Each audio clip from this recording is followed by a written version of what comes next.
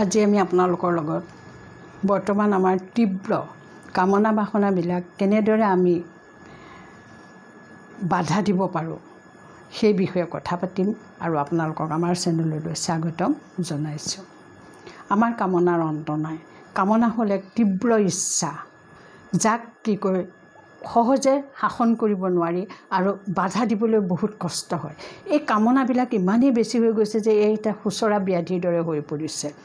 এই কামনাবিলাক বিশেষকৈ দুটামান বিশেষ দিশত ধাবিত হৈছে। সেই দিশবিলাক হ'ল কোনো ব্যক্তিৰ প্ৰতি ব্যক্তিৰ কি হৈছে অতিমাত্ৰা মোহ আৰু ধন দৌলত টকা পইচা সা সম্পত্তিৰ মোহ, আভিজাত্যৰ মোহ, সন্মানৰ মোহ। এই মোহবিলাকে আমাক ইমানকৈ দৌৰাইছে যে আমি থৰকাচুটি হেৰুৱাইছোঁ। কিছুমান লোকে কয় এইবিলাক বেয়া কাম, কিন্তু কিছুমানৰ মনতে এইবিলাক ভাল কাম।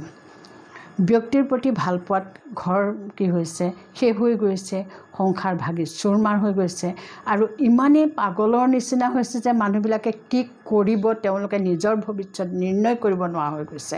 এইবিলাক আমি সকলোৱে মিডিয়াৰ জৰিয়তে দেখি আছোঁ বা মিডিয়াত শুনি আছোঁ, আমি চকুৰেও দেখা পাইছোঁ। গতিকে আমি এইবিলাক কেনেকৈ নিৰ্মূল কৰিব পাৰোঁ?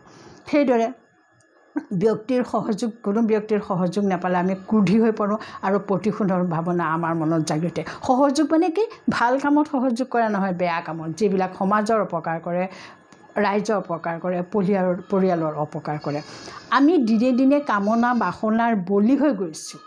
যিমানে আইন আদালতে কঠোৰ শাস্তি দিছে, কিন্তু আমাৰ কামনা বাসনাবিলাক বাঢ়ি গৈছে। এই অশুদ্ধ কামনাবিলাকে আমাক কেতিয়াও সুখ নিদিয়ে।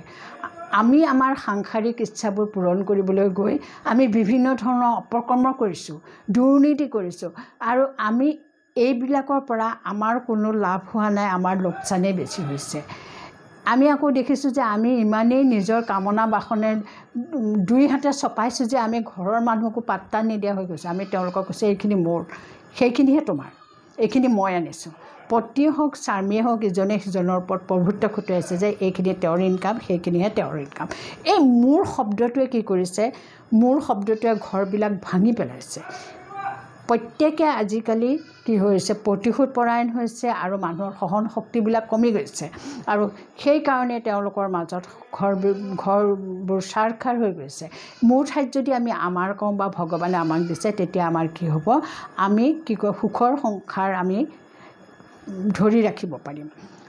প্ৰায়বিলাক ঘৰত দেখা গৈছে সন্তানসকল বিপথে গৈছে, কাৰণ মাক দেউতাকে কি কৰিছে কোহোনাৰে চপোৱা দি কি কৰিছে দুই হাতেদি অজস্ৰ সা সম্পত্তি ঘটিছে। অসৎ উপায়ে ধন উপাৰ্জন কৰিলে ঘৰখনৰ মানুহবিলাক কেতিয়াও সুখী হ'ব নোৱাৰে, কাৰণ সেই ধনে কি কৰিছে আমাৰ খাদ্যত প্ৰভাৱ পেলাইছে, আমাৰ মানসিকতাত প্ৰভাৱ পেলাইছে। এতিয়া দেখা গৈছে যুগৰ পৰিৱৰ্তনে আমাক সকিয়নি দি আছে। এই বতৰৰ পৰিৱৰ্তন, এই বৰষুণ, এই ৰ'দ, এই বানপানী, এই ইটো সিটো মুঠতে এক্সিডেণ্টৰ পৰা ধৰি যুগৰ পৰিৱৰ্তন হৈছে। এতিয়া ইমানেই পৰিৱৰ্তন হৈছে যে আমি আজি 5 বছৰ আগত যি দেখিছিলোঁ তাৰ সম্পূৰ্ণ বিপৰীত ছবি এখন আমি দেখিবলৈ পাইছোঁ। প্ৰকৃতিয়েও আমাক সকিয়নি দিছে। আমি নিজৰ কৰ্মচাৰীবিলাকক আমি নিজে কণ্ট্ৰল কৰিব পৰা হ'ব লাগে। আমাৰ ইন্দ্ৰিয়সমূহক আমি মনটোৰ কৰ্মচাৰী হ'ল ইন্দ্ৰিয়সমূহক যদি আমি কণ্ট্ৰল কৰোঁ, তেতিয়া এনেকুৱা ধৰণৰ ঘটনাবিলাক ঘটিবলৈ নাপায়। আমি মতক কেনেকৈ চম্ভালিম? আমি শ্ৰীমতৰ আধাৰত কাম কৰি যাব লাগিব। এই বিশ্ব ব্ৰহ্মাণ্ডখনত এজন ক্ৰিয়েটৰ আছে। সেই ক্ৰিয়েটৰে আমাক প্ৰতি মুহূৰ্তে ডিৰেকশ্যন দি আছে। ডিৰেকশ্যন তেওঁ নিজে আহি আমাক দিয়া নাই, কিন্তু আমাক ধৰ্মগ্ৰন্থসমূহে দিছে। পৃথিৱীৰ বিখ্যাত ধৰ্মসমূহৰ গ্ৰন্থ আছে, বিখ্যাত গ্ৰন্থ আছে আৰু বেলেগ বেলেগ ধৰ্মৰ বেলেগ বেলেগ লোক আছে। সেই ধৰ্মগ্ৰন্থবিলাকে আমাক দিছে তোমালোকে এইটোৱে কাম কৰিবা, এইটো নকৰিবা। আমাক কোৱা নাই যে তোমালোকে আমুকক মাৰা, তামুকক মাৰা, আমুকক ডকাইতি কৰা, আমুকক হত্যা কৰা, আমুকক তোমালোকে বেয়া ব্যৱহাৰ কৰা। এইবিলাক আমাৰ ধৰ্মগ্ৰন্থই শিকোৱা নাই। কিন্তু আমি কি কৰিছোঁ? আমি নিজে এইবিলাক বনাই লৈছোঁ। আমি ধৰ্ম নামানো, আমাক ক্ৰিয়েটৰ বা ডিৰেক্টৰৰ কোনো কাম নাই। আমি ভগৱান বুলি নিজক ভাবিবলৈ লৈছোঁ, কাৰণ আমাৰ অপৰ্যাপ্ত ধন সম্পত্তি আছে নহয়। আমি সৰ্বস্ব বুলি ভাবিছোঁ, কিন্তু এইখিনি একেবাৰে খন্তেকীয়া। যদিহে মই আপোনালোকক ক'ব খোজোঁ, মই কাকো দোষাৰোপ কৰা নাই, মই নিজৰ গাতেই পাতি লৈছোঁ কথাখিনি। কাৰণ আমাৰ এতিয়া বৰ্তমান পৃথিৱীত বেয়া লোকৰ সংখ্যা বেছি হৈছে আৰু ভাল লোকৰ সংখ্যা কমি গৈছে। সেইকাৰণে আমি কৰিব লাগিব কি ঈশ্বৰ বা ভগৱান বা পৰমাত্মাক আমাৰ পৰম মিত্ৰ বুলি ভাবিব লাগিব। আমি তেওঁৰ লগত যদি যোগ হওঁ, যোগ মানে তেওঁৰ লগত সংযোগ হওঁ, তেতিয়া তেওঁ আমাক সহযোগ কৰিব। সহযোগ কৰি আমাৰ কিবিলাক বেয়া দিশ আছে, আমাৰ মনৰ জীৱনৰ যিবিলাক বেয়া দিশ আছে, তেওঁ একাধিকভাৱে এফালৰ পৰা সেইবিলাক আঁতৰাই দিব। আমি আমাৰ মনটোক দমন কৰিব নোৱাৰোঁ, কাৰণ মনটো হ'ল সূক্ষ্ম শক্তি। মনটো আমি দেখাও নাই। মনটো আমি কি কৰিব লাগিব, মনক আমি ভাঁজ দিব লাগিব, ভাল পথে ভাঁজ দিব লাগিব। আৰু মনক আমি কি কৰিব লাগিব, আমাৰ মনৰ ইচ্ছাবোৰ পৰিৱৰ্তন কৰিব লাগিব।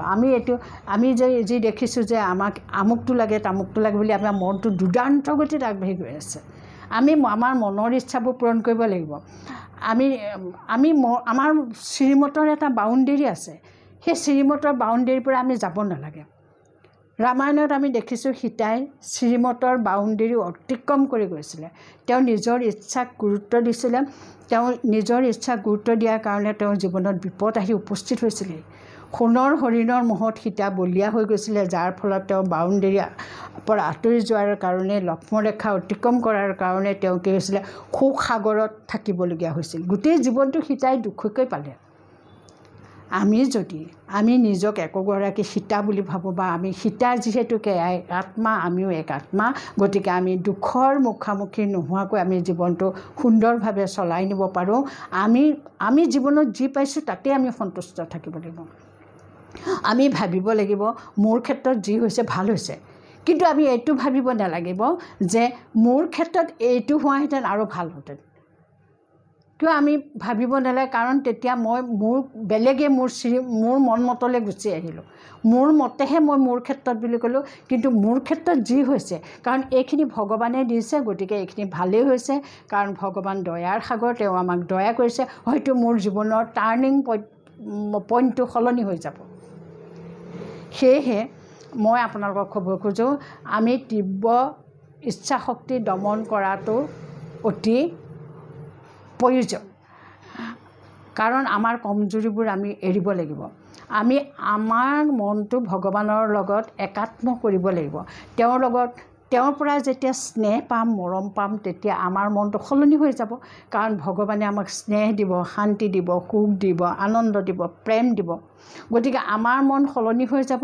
আৰু ভগৱানৰ প্ৰতি যেতিয়া আমাৰ মনত স্নেহৰ ভাৱ আহিব, তাত কোনো স্বাৰ্থ নাথাকে। আমি আমাৰ পৰিয়ালটোক বা ঘৰৰ মা দেউতাককো কিছুমান ক্ষেত্ৰত স্বাৰ্থ থাকে। ঘৰৰ সকলোৱে আমাক কি কৰে, স্বাৰ্থৰ কাৰণে ব্যৱহাৰ কৰে, কিন্তু ভগৱানৰ কোনো স্বাৰ্থ নাই। আৰু যেতিয়া আমি ভগৱানৰ প্ৰতি আমাৰ মনটো এৰি দিলোঁ, তেতিয়া আমাৰ সহ্য শক্তি বৃদ্ধি পাব, আৰু আমাৰ মনোবল বাঢ়িব, আৰু আমাৰ ইচ্ছা শক্তিয়ে যিটো ক'ব সেইটো শ্ৰীমত অনুযায়ী আহিব। সেইকাৰণে মই ভাবোঁ ব্ৰহ্মপুৱাতে যেতিয়া ভগৱান ভোলানাথ হৈ থাকে, আমি যি বিচাৰোঁ তাকেই দিয়ে। সেই সময়ত যদি আমি তেওঁক কওঁ যে মই এক জ্ঞানী আত্মা হয়, মই আপোনাৰ অতি মৰমৰ সন্তান হয়, মই অতি শক্তিশালী মনৰ, মোৰ মন ধীৰ স্থিৰ, মই মোৰ মনক কণ্ট্ৰল কৰিব পাৰিছোঁ, আপোনাৰ যি শক্তি, সেই শক্তিৰে মই আজি কি কৰিছোঁ, জীৱন ধন্য মানিছোঁ, মই এক সন্তুষ্ট আত্মা বুলি ভগৱানক যেতিয়া আমি মনত পেলাওঁ, আমি তেওঁক পিতা হিচাপে হওক, সখা হিচাপে হওক, বন্ধু হিচাপে হওক, আমি যদি তেওঁক আমাৰ মনৰ মাজলৈ লৈ আনো, আমাৰ মনৰ বিননি, আমাৰ মনৰ কি কৰিব, যিবিলাক আমাৰ মনৰ ভাৱবিলাক তেওঁ ধৰি ল'ব। আৰু তেওঁ তেতিয়া পৰমাত্মাই কি কৰিব, আমাক যেতিয়া শক্তি দিব, তেতিয়া আমি কল্পনা কৰিম আমাৰ গোটেই শৰীৰটোৰ চাৰিওফালে বৃত্তাকাৰত এক সুবৃহৎ আভামণ্ডল বা শক্তিশালী কি কৰিছে, আমাৰ শৰীৰৰ চাৰিওফালে শক্তি আৰু গুণৰ এক কি কৈছে প্ৰলেপ পৰিছে। এই শক্তি আৰু গুণৰ কি কৰিছে আভামণ্ডলে আমাক বেৰি ৰাখিছে। আমি সদায় নিৰাপদে থাকিব পাৰোঁ। আমি যি বিচাৰোঁ ভগৱানে দিছে। গতিকে আমি পাৰ্থিৱ জগতত যিবিলাক মায়া সোমাই আছে, য'ত আজিৰ জগতখন আমি এৰি থৈ যাব লাগিব, সেই জগতখনৰ ৰূপ ৰংবিলাকে আমাক সহজে আকৰ্ষিত কৰিব নোৱাৰে। পুনৰ আমি ভগৱানক ধন্যবাদ দিছোঁ। ওম শান্তি।